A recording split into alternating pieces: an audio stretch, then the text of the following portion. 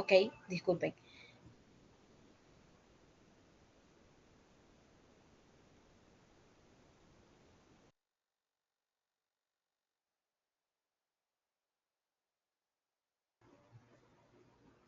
Ok, entonces, como les dije, dándole un contexto sistemático a lo que es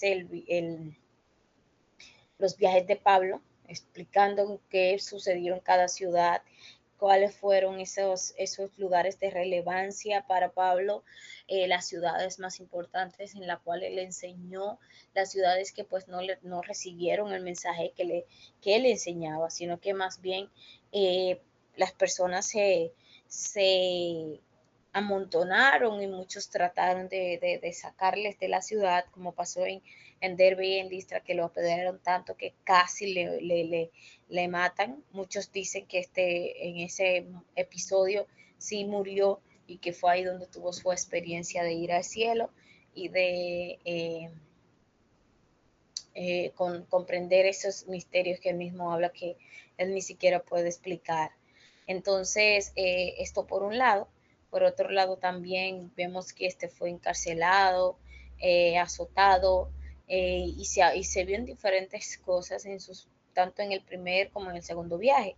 Hasta ahora en el tercer viaje, él no ha tenido este tipo de percance, pero sí ha tenido mucho rechazo de los judíos de las ciudades donde él visitó, como Corintios, eh, Efeso y otras ciudades más que él visita en el tercer viaje, otras ciudades que él va a las ciudades que había ido anteriormente, tanto en el primero como en el segundo viaje, a ver cómo estaba la iglesia, a comprender cómo estaba la iglesia. Entonces a eso se debe de que él ahora esté en Éfeso y todo el trabajo tan grande que él va a hacer en la iglesia de Éfeso. Amén. Entonces hoy vamos a estar viendo todo esto de Pablo en Éfeso y que surgió a raíz de la estadía de Pablo en esa ciudad. Amén. Pero primero que todo voy a cerrar un poquito el paréntesis para abrir otro, para tocar un tema que ayer dejamos, vamos a decir, a tareas, ahora que se me estaba olvidando. Dejamos una tarea que no sé si la investigaron, si alguien la investigó puede levantar la mano y también puede aportar, pero era concerniente al surgimiento del bautismo de arrepentimiento, el bautismo en agua que bautizaba Juan. Nos hacía la pregunta el hermano Mervin de que si ese bautismo tiene un origen en el Antiguo Testamento y al principio pues yo decía pues no, porque no tengo noción de que el Antiguo Testamento haya registrado el tipo de bautismo que realizaba Juan, realmente no lo registra, pero yo leyendo eh, un artículo que habla acerca del bautismo y su comienzo, ¿verdad? Me di cuenta que efectivamente el bautismo tiene algunos orígenes en lo que es Levítico 15:13, Levítico 15:27, amén, donde nos enseña de que posteriormente a Juan había una práctica de bautismo y que no fue algo que fue Juan que empezó, sino que simplemente él continuó haciendo. Entonces esto simboliza que el bautismo de Juan muy probable tuvo sus raíces en los rituales de purificación que hacían los sacerdotes en el templo. Amén. Entonces, si nosotros leemos Levítico 15:13, vamos a buscarlo rápidamente para no desviarnos del tema y que esto quede claro para que ustedes aprendan algo nuevo hoy también. Amén. Levítico 15:13 nos dice, cuando se hubiere limpiado de su flujo el que tiene flujo, contará 7 días después de la purificación y lavará sus vestidos y lavará su cuerpo en aguas corrientes y será limpio. Amén. Entonces, como les digo, si notamos esto, vamos a ver que esto era una práctica que los sacerdotes y también algunos que pues podían encontrarse en una situación de inmundicia, que eran bastantes cosas que podía decir que una persona estaba inmundo, entonces este tenía que lavarse y básicamente para poder ser purificado una vez más. Entonces, otras prácticas similares, como les digo, en Levítico 15:27, donde nos dice que cualquiera que tocar esas cosas será inmundo y lavará sus vestidos, asimismo se lavará con agua y será inmundo hasta la noche. Entonces, también nosotros debemos reconocer que mucho antes del tiempo de Juan el Bautista ya se practicaba el bautismo a los gentiles. Ustedes saben que para los judíos los gentiles eran un pueblo inmundo, y cuando algunos prosélitos, algunos gentiles que querían convertirse al judaísmo, querían ser parte de la comunidad, tenían que ser, tenían que ser bautizados o purificados, como se le conocía en aquel tiempo, para poder ser parte de la comunidad judía, negando ya su impureza, su inmundicia, y es como la simbología de admitir el sentido espiritual que dejando de ser un gentil para convertirse en un judío. Amén. Entonces, esta era una de las prácticas que se realizaba en el Antiguo Testamento con respecto al bautismo. ¿Ok? ¿Alguna pregunta con ese tema para cerrar ahí?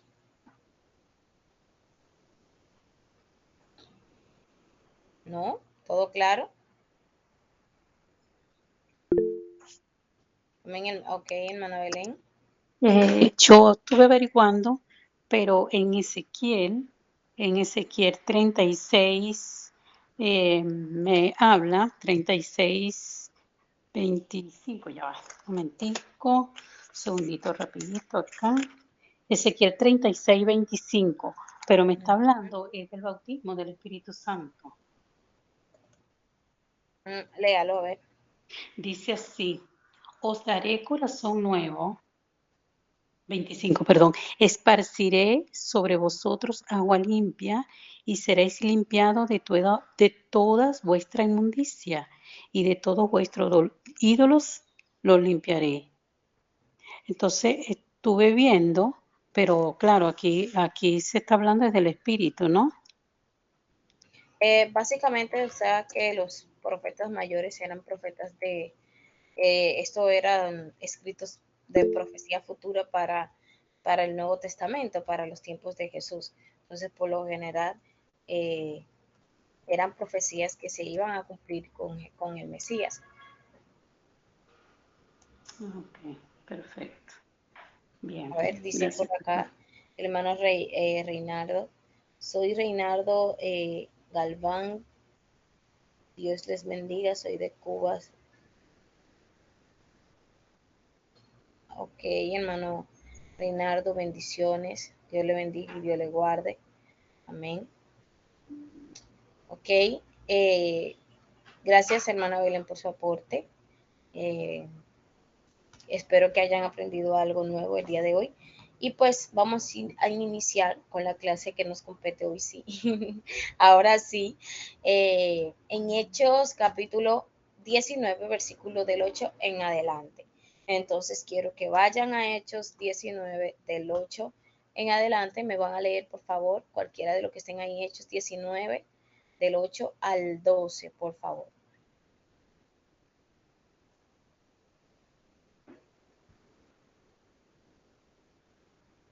Cualquiera. Amén. Adelante, hermana Lea. Del 8 en adelante. Ujú. Y entrando Pablo en la sinagoga, habló con denuedo por espacio de 3 meses, discutiendo y persuadiendo acerca del reino de Dios. Pero endureciéndose algunos y no creyendo, maldiciendo el camino delante de la multitud, se apartó Pablo de ellos y separó a los discípulos, discutiendo cada día en la escuela de uno llamado Tirano. Así continuó por espacio de 2 años, de manera que todos los que habitaban en Asia, judíos y griegos, oyeron la palabra del Señor Jesús. Y hacía Dios milagros extraordinarios por mano de Pablo, de tal manera que aún se llevaban a los enfermos los paños o delantales de su cuerpo, y las enfermedades se iban de ellos y los espíritus malos salían. Sigo, sigo, Hasta ahí. ok. Ok. Entonces, vemos que entrando Pablo en la sinagoga habló con denuedo por espacio de 3 meses. Aquí Pablo había estado predicando por un tiempo prolongado en la sinagoga, pero finalmente fue expulsado por la influencia de los judíos. Entonces, no dejó la predicación, sino que más bien, ¿se acuerdan en Corinto cuando se sacude el polvo y dice, de ahora en adelante ya no voy a ustedes, sino que voy a los gentiles? Pues Pablo hizo esto mismo y ahora se encuentra en la casa o en el salón de un maestro gentil llamado Tirano. Entonces, en un escrito antiguo, aunque no inspirado, dice que Pablo tenía sus reuniones en la escuela de Tirano desde las 11 de la mañana hasta las 4 de la tarde. Entonces, este era un tiempo en el que la mayoría de la gente descansaba de su trabajo, incluyendo a Pablo, que trabajaba eh, para mantenerse mientras estaba en Efesios. Y estas probablemente habían sido las horas de descanso en la escuela de Tirano. ¿Ven? Entonces, Pablo hacía esto cada día, y quiere decir que todos los días, considerando ese tiempo de manera prolongada, Pablo iba y enseñaba en ese lugar. Entonces, esto significa que muchos cientos de horas de enseñanza, y no es de extrañar que la obra en Efesios haya sido tan extensa y tan eficaz. O sea, él le dedicaba el tiempo necesario a la enseñanza de la palabra. Amén. Entonces, algo que vemos acá que nos hace meditar en esto es como el esfuerzo que Pablo ponía y el amor que Pablo tenía a la palabra. Hay veces que las personas me preguntan, ¿cómo tú puedes decir que trabajas si solamente pasas todo el día dando estudio bíblico? Y yo me digo, pero qué mejor trabajo tengo que tener que dedicar mi vida completamente a la enseñanza de la palabra. Y Pablo llevó esto a cabo por 2 años. Imagínense ustedes su eficaz enseñanza y el equipo de los creyentes que habían sido transformados por la palabra de Dios. Sí, o sea, enseñando que todos los que habitaban en Asia fueron, experimentaron lo que es, vamos a decir, el mensaje de conversión, de arrepentimiento, el mensaje de salvación que predicaba Pablo. Amén. Y vemos cómo esto marca lo que es una pauta del tiempo que duró Pablo en una ciudad. Si vemos en Corintios, Pablo duró 1 año y 6 meses y después fue a Éfeso. Entonces aquí dice que él duró 2 años enseñando muy, muy, eh, muy ceremonialmente lo que era la palabra del Señor Jesús. Entonces, en medio de esto ocurrían muchos milagros extraordinarios sucedían a raíz de la predicación de la palabra, amén, y también del don de sanidad que pues tenía Pablo. Entonces, Lucas afirma que estos eran milagros extraordinarios y nos da un ejemplo que con los paños y los delantales de Pablo, literalmente la toalla que él se secaba el sudor, podían ser podían ser puestas unas personas sobre una persona e incluso sin que Pablo estuviese presente, esa persona era sanada o liberada de alguna posesión demoníaca. Imagínense ustedes qué locura. Y era inusual, ¿verdad? Era inusual que Dios usara paños o delantales de esta manera. Los trozos de las telas probablemente era lo que Pablo utilizaba en la fabricación de tiendas o en el trabajar con piel, y los paños para el sudor eran para atarse alrededor de la cabeza y los delantales para atar alrededor de la cintura. Y de esta manera muchos eran sanados. Pero algo que nosotros tenemos que darnos cuenta y es que En realidad no sabemos cómo es que funcionó esto, solo que de la misma forma en la que la sombra de Pedro sanaba a los enfermos o el borde del manto de Jesús y las personas pudieron ser sanas, el objetivo se convirtió en un punto de contacto en el que la persona liberada, o sea, liberaba su fe en Jesús como sanador. Y vemos que también podemos imaginar que esto sucedió al principio y casi como por accidente. Tal vez una persona con necesidad de ser sanada tomó este paño de una forma supersticiosa y fue sanada. Pero esto se convirtió en una muestra que otros imitaron y de esta misma forma veremos que la práctica supersticiosa de la magia y la hechicería eran frecuentes en Éfeso. Entonces, nosotros no debemos sorprendernos de que algunos tomaran un punto de vista bastante supersticioso de los milagros hechos a través de Pablo. Algo que yo quiero dar quiero enseñar hoy y quiero, se me escapa la palabra, bueno, cuando me llegue la palabra lo digo, pero algo que quiero recordar y es como el misticismo se mezcla con lo que son las cosas espirituales. Amén. Quizás no era que realmente el poder estaba en Pablo. Digo, en los paños que enfatizar, exactamente esa es la palabra, enfatizar, algo que quiero enfatizar. Amén. Entonces, es como podemos los seres humanos mezclar paganismo con algo espiritual.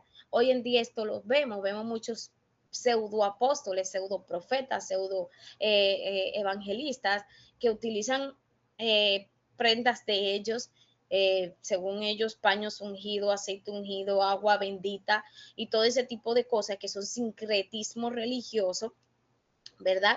Sincretismo religioso, lo añaden a la iglesia, pero realmente todas esas cosas son tomadas del paganismo. Los cristianos en Éfeso eran muy idólatras, eran muy paganos y eso lo vamos a ver más adelante. Entonces era de esperar que ellos actuaran de esa forma. Y algo que yo siempre recalco y es la fe de los feligreses de la Iglesia Católica. Por ejemplo, la iglesia, los cristianos, disculpen, cartera en la cartera.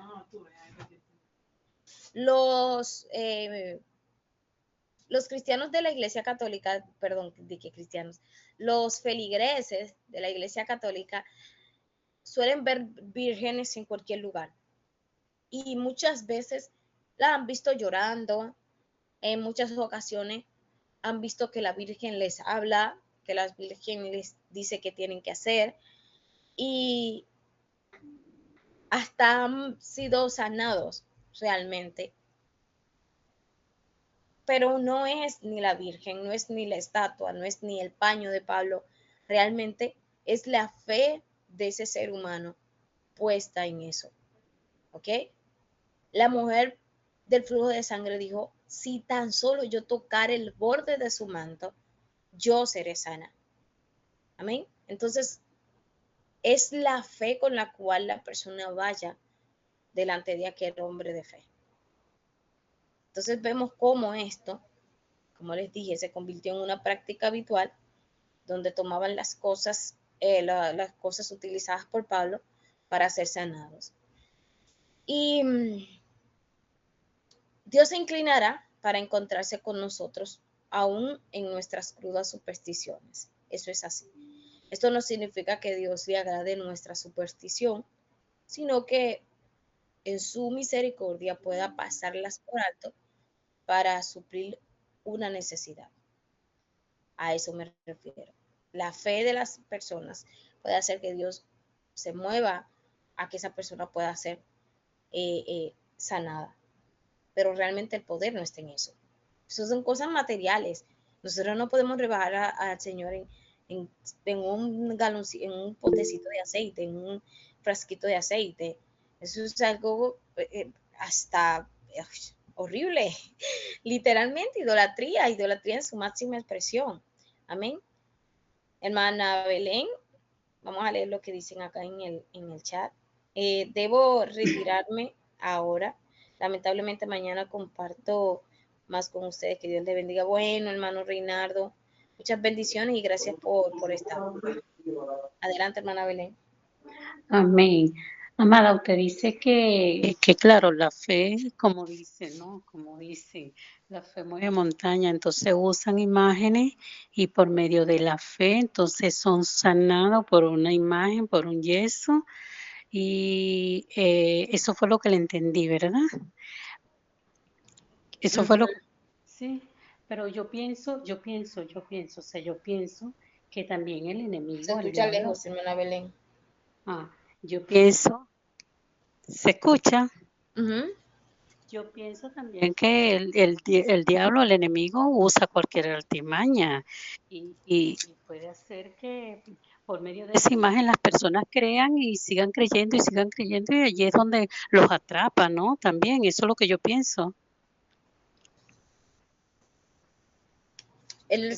Mira, el enemigo siempre va a ser imitador. Él trata de imitar las cosas de Dios para que las personas piensen que realmente, pero el enemigo no tiene ningún poder. Todo lo bueno, dice la Biblia, que todo don perfecto proviene de el Padre de las luces, que obviamente es Dios. Amén.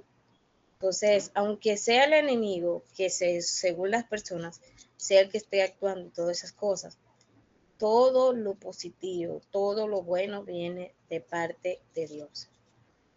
Dice el hermano Gregorio: pienso que Dios permitió estos milagros extraordinarios, sobre todo de los baños, para sanar a los enfermos, por la imposibilidad del enfermo de no poder estar presente y no poder llevar hasta el lugar donde estaba Pablo. Aunado a la fe del oyente y el intermediario que había creído en el Evangelio, que escuchaba a Pablo y en el centro tenía a Cristo, la fe en el mensaje que les entregó Pablo era primordial.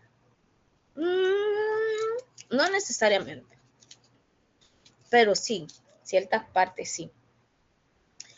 Estos señores, lo que es nuestra esencia cultural no se cambia tan fácil. Por eso digo siempre lo mucho que me cuesta predicar en República Dominicana, porque hay ciertas actitudes que están arraigadas en nuestra cultura y nos cansamos de decir somos de la cultura de Cristo, no de la cultura de donde nacemos, de donde venimos. Somos de la cultura de Cristo, pero son acciones culturales. Estos cristianos, estos nuevos conversos, y quizás no, porque no especifica que esas personas que recibieron el milagro eran todos cristianos. Obviamente para una persona ser sanada, no, bueno, los cristianos solamente son lo único que reciben los milagros. Pues no. Entonces, eran personas supersticiosas, eran personas que creían en mucha idolatría. Entonces lo vamos a ver más adelante cómo estos adoraban a la diosa Diana y a un montón de ídolos más. Y todo eso hacía que tuvieran posesiones demoníacas y un montón de cosas. Amén. Que cuando una persona, por ejemplo, está en esa vida, antes de su conversión, cuando llega a la iglesia, vive de la misma forma, o sea, como que quiere hacer las mismas acciones que hacía en el mundo dentro de la iglesia. ¿Entienden a lo que me refiero? La hermana Lea dice: pienso que Dios le dio a Pablo estas estrategias de manera que era una forma de esas sanidades, porque ellos creyeran, para que en sí no son los baños ni delantales, sino el poder de Dios. Amén. Estrategia de evangelismo, no. Realmente, mayormente no era como que, bueno, vamos a tener una estrategia de evangelización. Pablo no tenía estrategia. No es como muchos hoy en día que buscando estrategia para que los jóvenes se conviertan o las personas se conviertan, hasta diseminan, no sé si se puede decir así, pero como que desintegran el mensaje para poder llegar a esas personas. Realmente Pablo predicaba la palabra. Pablo, ni siquiera ese era el enfoque de Pablo, no era sanidades. sino que las personas eran sanadas. El enfoque de los apóstoles no era ni siquiera las sanidades, ni siquiera los prodigios. En el único caso donde se registra que donde registra la Biblia que así literal uno de los apóstoles sanó a una persona fue en cuando Pedro le dijo, levántate y anda. Después lo demás, mediante la predicación de la palabra y todas estas cosas que sucedían, pues las personas eran sanadas. Literalmente eso es lo que Pablo está haciendo. Pablo está predicando la palabra de Dios y las personas son sanadas en medio de la predicación. No es como que Pablo decía, bueno, vamos a hacer una campaña de sanidades y así van a empezar a llegar personas a nuestra iglesia, ¿no? Nada que ver. La estrategia de Pablo no era una estrategia, básicamente. La estrategia de Pablo era solamente predicar el evangelio, era solamente predicar la palabra del Señor para que las personas pudieran arrepentirse y convertirse de sus pecados. Amén.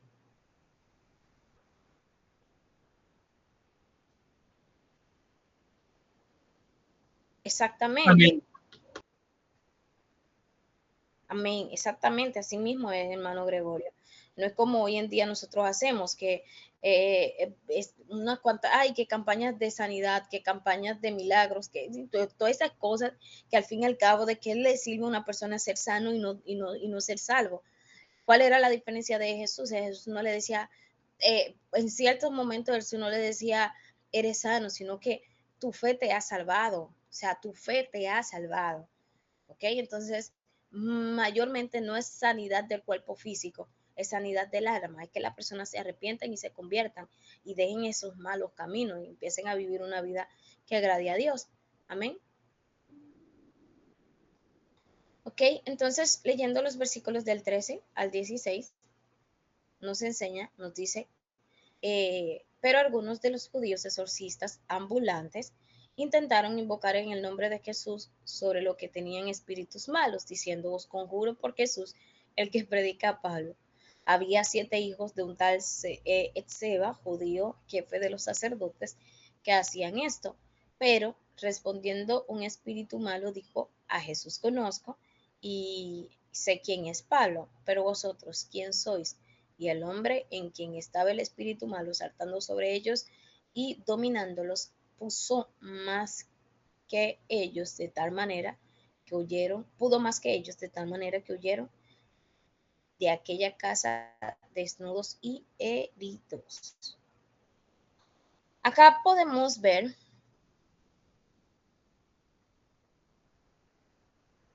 que en aquel tiempo había esos exorcistas judíos. ¿Quién sabe lo que es una persona exorcista? Para que no hablemos sin entender.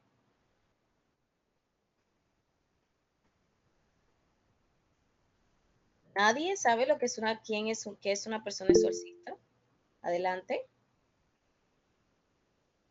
A ver si lo escribieron. Ok, ¿Se escucha? pero ¿cuál era la? Es una persona que expulsa espíritus malignos. Ok, perfecto. Expulsa espíritus malignos. Pero, ¿cómo era la práctica del exorcismo en aquel tiempo? Y vamos a decir, en el tiempo de la iglesia medieval. Por ejemplo, los católicos, ¿cómo realizaban el exorcismo? Adelante. Adelante, Amén. hermana. Sí. Vamos a darle la oportunidad a la hermana Lelis. Adelante. Después la hermana Andrea. O ya no, hermana Lelis. Hermana Andrea está bien. Adelante usted. Bueno, mi referencia son las películas. Bueno, yo recuerdo de que utilizaban lenguas antiguas como el latín, ¿no? O hacían las oraciones, pero en otro idioma. Eh, Normalmente usaban oraciones ya construidas. Casi siempre han orado así en la Iglesia Católica y más en el siglo medieval. Y utilizaban el crucifijo como señal y el agua bendita. Ujú. Exactamente. Aquí el hermano dice, la hermana Pamela dice ritos mediante ritos, y el hermano Gregorio dice mediante rociamiento de agua bendita y palabrerías, exactamente. Eso era el exorcismo que se realizaba, que obviamente era prácticas paganas, no son prácticas bíblicas, ¿ok? Entonces, estas prácticas se unieron a la Iglesia Católica y yo creo que hasta el día de hoy, pues, los católicos siguen exorcizando. Entonces, en aquel tiempo, habían esos exorcistas ambulantes que eran judíos y que practicaban su oficio con mucha superstición y ceremonias. Entonces, aquí hay un grupo de judíos que trataron de imitar lo que la fórmula que Pablo utilizaba. Podemos ver cómo en otros pasajes y en otros lugares, como en Filipos, Pablo liberó a una muchacha que estaba endemoniada con espíritu de adivinación. Y obviamente estos judíos exorcistas se trataron de hacer lo mismo, ¿verdad? Pero, ¿qué pasó? Fracasaron porque no tenían una relación personal con el Jesús que Pablo predicaba. Solo sabían que Jesús era Dios, el Dios de Pablo, y no que era su propio Dios. Y eso es lo que pasa cuando hoy en día muchas personas van en nombre de Jesús a expulsar demonios y quedan en vergüenza. Quedan en vergüenza. ¿Por qué? Porque no conocen al Dios que predican, no conocen al Dios, el nombre del Dios que están utilizando. Más bien solamente saben la referencia de lo que es ese Dios, pero realmente no tienen una intimidad, una relación personal con ese Dios. Amén. Entonces, la hermana Belén dijo, los exorcistas trataban de expulsar los demonios con una simple invocación de un ser más potente con quien no tenían una relación exactamente. Y si ustedes se fijan en un exorcismo católico, que hasta le ponen tiempos, etapas. Por ejemplo, hoy te saqué la mitad y luego mañana regreso y te saco la otra mitad. Y realmente el demonio está ahí. El demonio sigue en el ser humano. El demonio no es sacado de ese cuerpo. Pasa igual con los brujos. Por ejemplo, aquí en Dominicana se ha mezclado mucho la cultura santera. No sé si ustedes comprenden este término. Y yo llegué a presenciar algunos eventos de estos como brujos. Según estos brujos se estaban liberando un demonio, pero es como dice el Señor Jesús, como el príncipe de los demonios va a sacar fuera a un demonio. Eso es algo que no tiene lógica, porque es que un reino dividido entre sí mismo, pues no perdura. Esas fueron las palabras literalmente de Jesús cuando dijeron este expulsa demonios en nombre de Belcebú. Amén. Entonces nosotros podemos decir que estos hijos del tal Seba, como dice literalmente Hechos, no tenían derecho de usar el nombre de Jesús, porque no tenían una verdadera conexión con él, al igual que estos judíos supersticiosos, sino que tenían este mismo patrón de conducta de lo que muchos hoy en día tienen, muchos en la iglesia tienen, que hablan del nombre de Jesús y no tienen la mínima idea quién es ese Jesús y qué hace ese Jesús. Amén. Entonces nosotros tenemos que tener mucha cuenta con eso, porque en muchas ocasiones nosotros podemos caer en el error de hablar de alguien y de predicar a alguien que nosotros ni siquiera le comprendemos y le conocemos. La Biblia nos dice cómo yo voy a conocer. Si Dios se revela a través de la Biblia y yo no leo la Biblia, ¿cómo yo voy a conocer a Dios? No hay forma. Yo puedo tener conocimiento teológico acerca de la seidad, acerca de la inmutabilidad, acerca de la omnipresencia, la omnisciencia, pero solamente conocimiento teológico, ¿ok? Y esos conocimientos teológicos no me bastan. Y otras partes pueden conocer muchísimos libros, muchísimos versos de la Biblia que mencionen acerca de Dios, pero no realmente tienen una conexión de intimidad con Dios. Entonces hay que tener mucha cuenta en esto. Nosotros que hemos crecido en Transformo Pentecostal, Hemos visto muchísimo de esos episodios donde vemos personas liberando demonios y quedan en vergüenza porque los mismos demonios creen y tiemblan ante la presencia de Jesús. Amén. Entonces, todas esas prácticas que ustedes pueden ver y pueden leer, que eran palpables de la cultura pagana, hoy en día se mezcla con nuestra propia cultura, se mezcla con nuestro propio, con lo que realmente es correcto dentro del cristianismo, dentro de las prácticas del cristianismo. Y tenemos que tener mucho cuidado porque es un hilo muy delgado, muy fino, que nosotros tenemos que cuidar. A veces cuando estamos dando los servicios, ciertas actitudes no me parecen correctas e inmediatamente yo me pongo como que prendo esa alerta, le pido al Señor, al Señor, al Espíritu Santo, que si estamos ofendiéndole con ciertas cosas que hacemos en el culto, que nos perdone, porque muchas veces nosotros simplemente nos dejamos llevar por la emoción y empezamos que un mover profético, que estoy sintiendo que la llama, que la roja del espíritu está aquí y empiezan a tocar, a poner manos y a la imposición de manos y un montón de cosas que realmente no son correctas dentro de la práctica eclesiástica, dentro del culto. Amén. Entonces tenemos que tener mucho, mucho ojo con esto, porque se vuelve sincretismo religioso, ¿ok? Y nosotros tenemos que tener cuenta. Amén. Entonces leyendo los demás versículos, vemos que dice los versículos del 17 al 22, que me ayuda por favor rápidamente. Versículos del 17 al 22.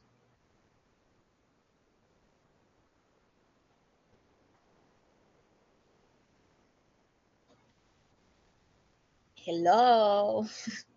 Se fueron todos. ¿O están por ahí todavía? Adelante, hermana Belén. Bueno, amén. 17. Y esto fue notorio a todos los que habitaban en Éfeso, así judíos como griegos, y tuvieron temor todos ellos, y era magnificado el nombre del Señor Jesús. Y, y muchos de los que habían creído venían confesando y dando cuenta de sus hechos. Asimismo, muchos de los que habían practicado la magia trajeron los libros y los quemaron delante de todos, y hecha la cuenta de su precio, hallaron que era 50,000 piezas de plata.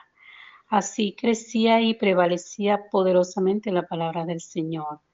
Pasadas estas cosas, Pablo se propuso en espíritu ir a Jerusalén después de recorrer Macedonia y Acaya, diciendo: después que haya estado allí, me será necesario ver también a Roma. Y enviando a Macedonia a 2 de los que le ayudaban, Timoteo y Erasto, él se quedó por algún tiempo en Asia. Amén. Amén. Gracias, hermana Belén. Entonces, el incidente con los hijos de Seba impresionó tanto a la gente con la realidad del reino demoníaco que los hizo temer al Señor y a los demonios. Entonces, como resultado a esto, fue magnificado el nombre de Jesús, ¿verdad? Puesto por alto el nombre de Jesús. Y Éfeso era una fortaleza de Satanás. Aquí muchas cosas malignas, tanto supersticiosas como satánicas, eran practicadas.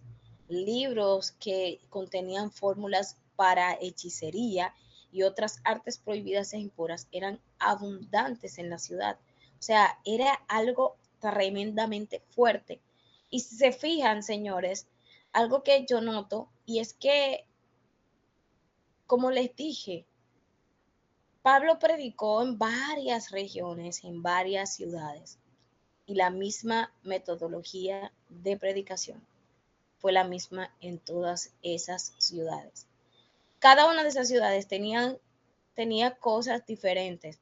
La iglesia de Corinto era una iglesia, la ciudad de Corinto era una ciudad inmoral. tenía mucha inmoralidad sexual, ¿verdad? Otras ciudades, por ejemplo, eran muy de filosofía y mucho de letra, como Atenas, y ahora vemos Éfeso, que es una ciudad pagana, una ciudad idólatra, una ciudad satánica prácticamente. Y Pablo no utilizó ningún otro método más que la predicación de la palabra. Y a través de la predicación de la palabra, todas esas personas creyeron en el Señor.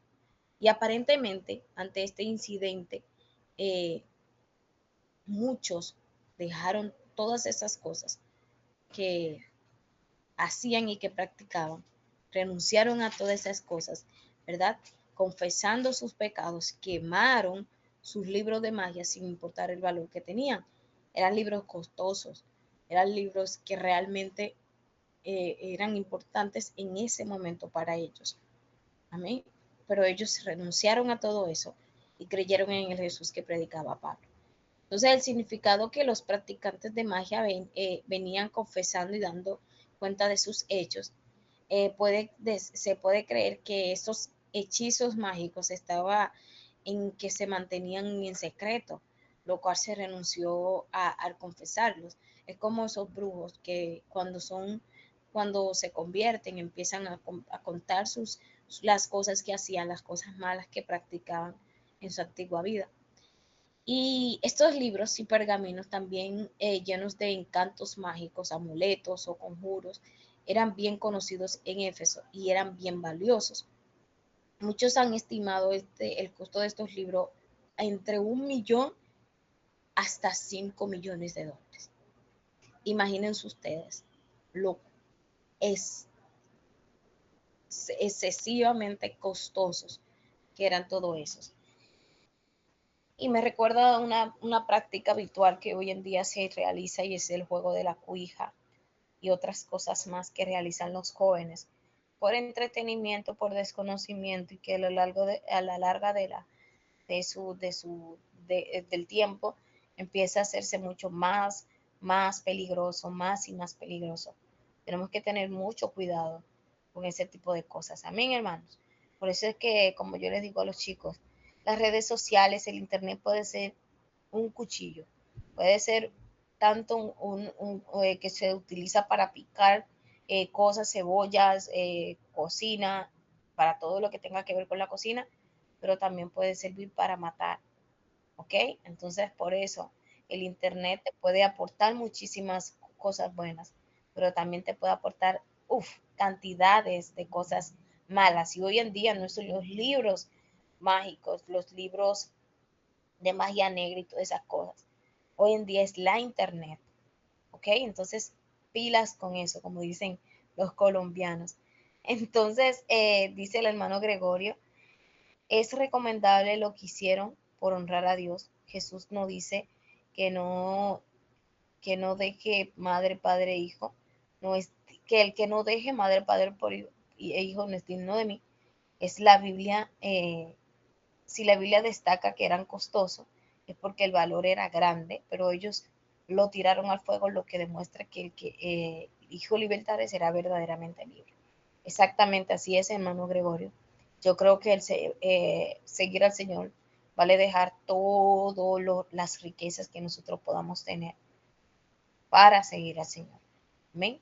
Entonces aquí nos enseña que ustedes tendrán suficiente tentación en sus vidas, ¿verdad? A través de diferentes cosas, a través de diferentes hábitos. Pero si Cristo nos ama y siempre tú te mantienes aferrado a Él, vas a vivir una vida en verdadera santidad y en verdadera piedad. ¿Ok? Tenemos que tener mucho cuidado con lo que hacemos y lo que vemos y lo que oímos y las cosas que nos mezclamos. Yo he visto cristianos hablando de lo que viene próximamente, que hasta Halloween están celebrando. O sea, eso es algo como que, en serio, o sea, en serio, y se disfrazan y tú los ves y tú ves como que hasta postean cosas en las redes sociales concerniente a eso y no le ven malicia a nada.